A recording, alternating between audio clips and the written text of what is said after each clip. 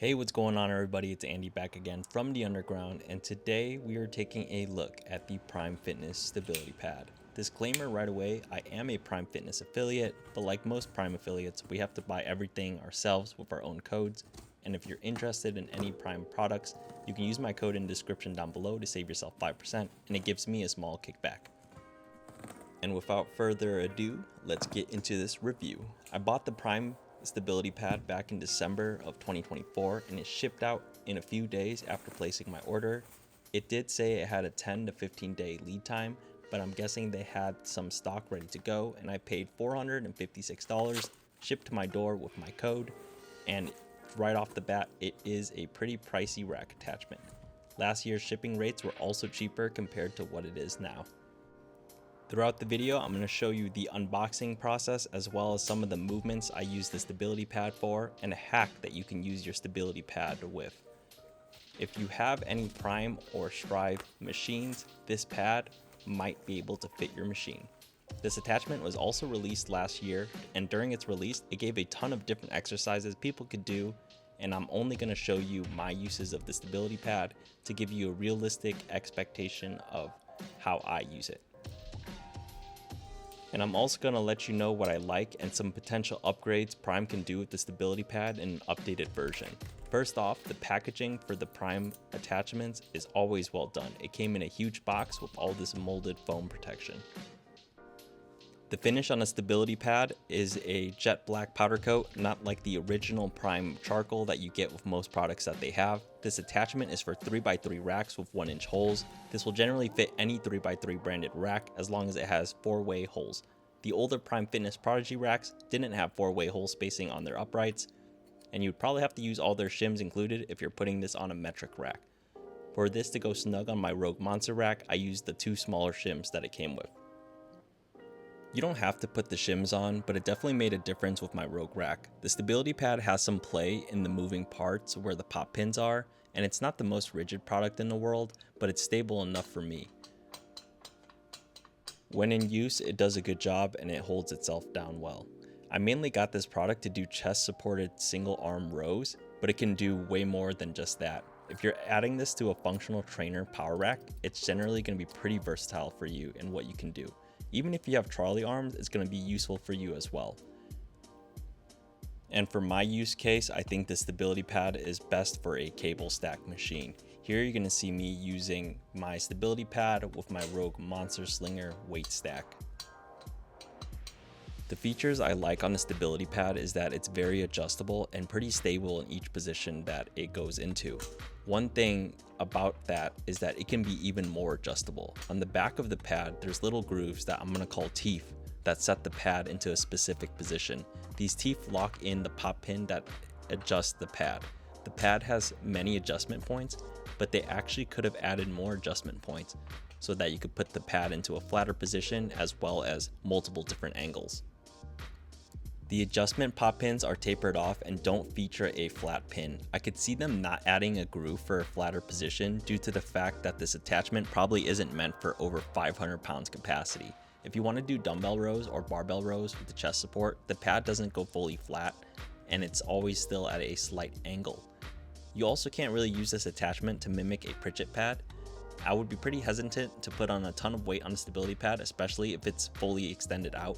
I've heard in the grapevines that there's also a centering issue with the stability pad. I think some people have experienced when you place it onto an upright and try to center it, it doesn't align perfectly. I've not experienced that myself, but if you have, let me know in the comments down below.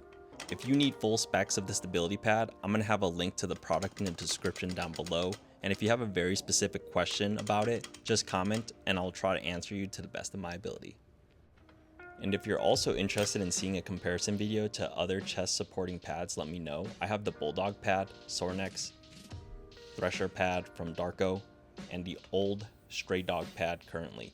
I probably should downsize from them, and I have a video on the Thresher pad on my channel, and I'm going to link that down below as well. The stability pad in terms of adjustability probably has the most compared to those pads, and I've seen clone stability pads as well as other adjustable chest pads from Alibaba, but I've never tried them myself. Personally, for me, I have other Prime pieces, so I'd rather just get the Prime pieces to match. The thresher pad is probably the easiest and lightest to adjust, but you need hitch pins and a compatible spotter arm with it. The bulldog pad feels most stable for heavy chest supported movements, and almost all these pads have very similar functionality. I would say go with the one that fits your needs and budget. My friend Nikki over at Boba's Gym Equipment uses this stability pad with his Nautilus Explode seated row, so is Nikki approved and looks pretty good in action. You can find a link to his channel down below. I would also say another issue with the stability pad is that it takes a good amount of real estate in your home gym, and I still haven't found a nice way to store it besides leaving it next to my rack or just throwing it into the corner of my gym. And I'm probably going to let some music just play out here, but this first movement is the standing ISO mid row, and this is what I primarily got my stability pad for, and it is definitely my favorite movement. I'm using a Rogue Monster Slinger solo pulley here to set up my pulley system, and I really like that you can adjust the different angles with the stability pad, and you can get a really nice stretch depending on how you adjust the length and the angle of the pad as well. This is definitely my number one exercise for the stability pad. Next, here is the high to low ISO rows with the stability pad. Pretty nice movement in my opinion. Kind of targets the upper to mid back really well with this movement. I'm using the CAS handles here. This is the large CAS handles. And I just wanted to touch on the firmness of the stability pad. It's actually really nice. It's like a medium firmness. It's not as soft as the Prime adjustable benches if you've tried those before. And here's the Prime Fitness spreader bar high row. It's just an okay movement. Nothing too special about this movement in my opinion.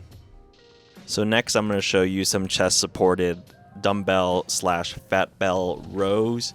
So as you can see here, you actually can't put the pad into a flatter position than this. This is the lowest angle that it could possibly go for like chest supported rows.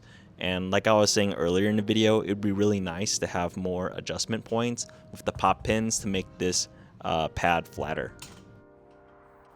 And here's me just getting into some single arm dumbbell / fat bell rows. I really like this movement, especially if you already have the pad set up after doing chest supported rows. And here's what I mean about the Prime stability pad being even flatter. As you can see here, the pad can go into a really flat position and you could put it there, but there's no teeth or like pop pin insert where it will be stable there. It kind of wiggles around, as you can see here. Next, you're going to see the standing trolley arm chest press. If you have a power rack functional trainer or you have trolley arms, you could set up your stability pad on the back upright of your 4-post or 6-post rack and get it mounted in the middle. So you could see here, I'm using it to support my back for this standing chest press. It's really a nice feature that I don't think any other pad on the market has, unless you have a upright setup like right in the middle or something like that to hold another pad in the center of a rack like this. So I do think this is a really nice feature that the stability pad has over a lot of other pads out there on the market. And here's what I was talking about earlier. My friend Nikki from Boba Boys Gym Equipment using the stability pad with his Nautilus Explode seated row. And it looks really good, and it keeps him in a good stable position. And lastly, this is the hack that I was talking about. If you have an old Strive machine like I do, here's the arm extension. You can actually use the stability pad with the older Strive machines. And as you can see here, it's a 1-to-1 fit. The pad is set up where it's basically mirrors the same tubing and hole spacing for the stability pad. My Strive arm extension machine had a flat pad, but in newer machines, they have an angled pad or a pad that you can angle in. And so it gives that angling feature to these older machine, which makes it really nice to use. And vice versa, you could use the flat pad on the stability pad mount as well. And if you made it this far in the video, thank you so much for watching. Make sure you like the video, subscribe if you haven't already, And if you have any questions, leave them in the comments down below. I will see you in the next one. Peace.